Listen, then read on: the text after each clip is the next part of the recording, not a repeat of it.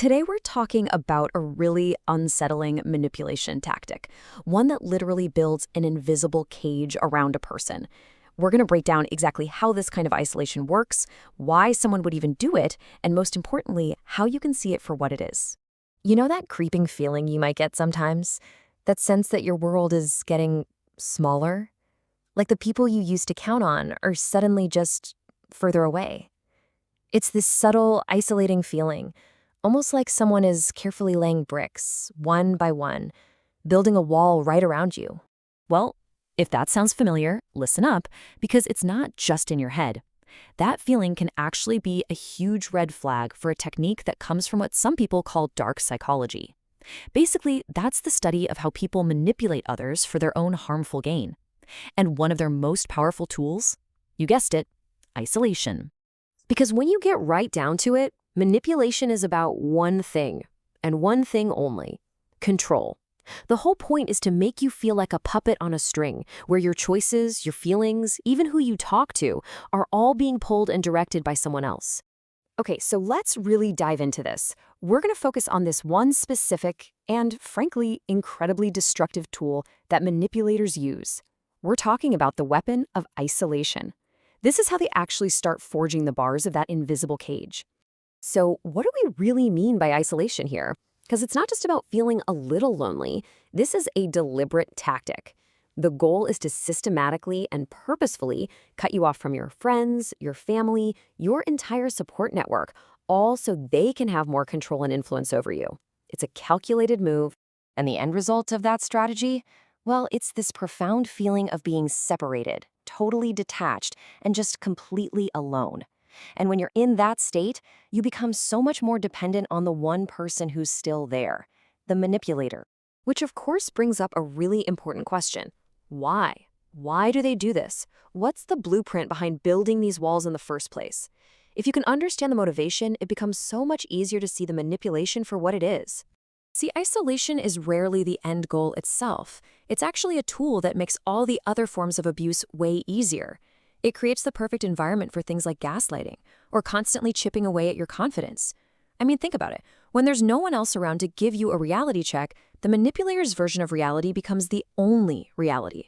And it also neatly gets rid of anyone who might stand up and say, hey, what you're doing is not okay.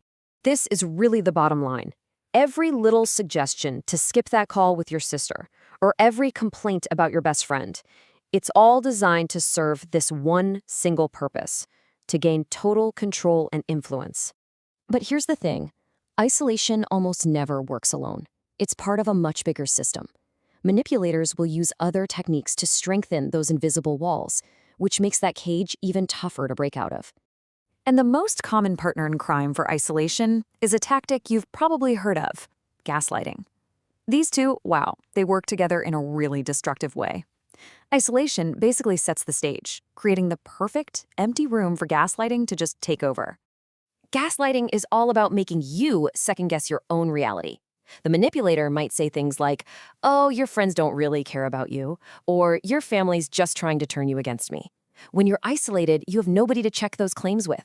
So you start to doubt your own gut feelings, your own judgment, and suddenly the walls of that cage just got a whole lot stronger. And the language they use, it's very specific. It often starts with just constant criticism of the people you love. They might even try to frame it as protection, saying something like, only I truly love you. Let me be a wall to protect you. This can turn into a really toxic cycle of conditioning, right? They might punish you with a silent treatment for going out with a friend, but then shower you with affection when you cancel plans to stay home with them. Okay, so let's flip this around now. We've talked about the what and the why.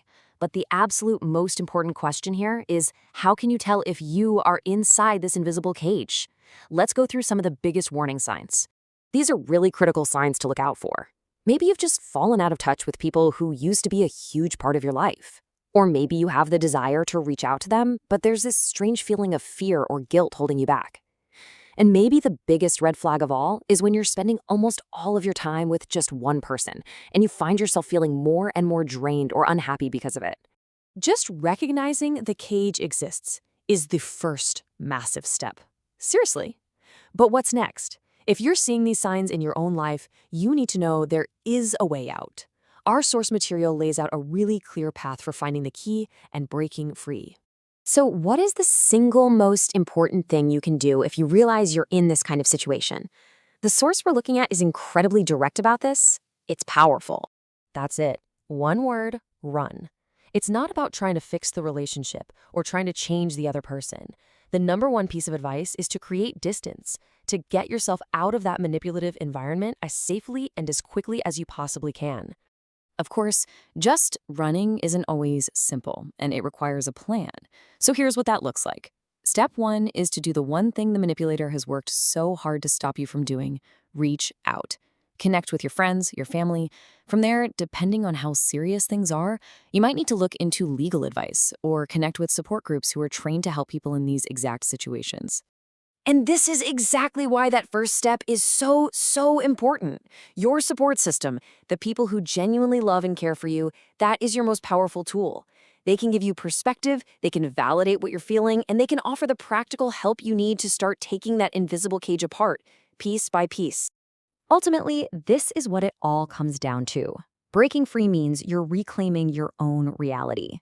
It means starting to trust your gut feelings again, actively reaching out to people you know you can rely on, and learning how to set firm boundaries to protect your own mental and emotional well-being.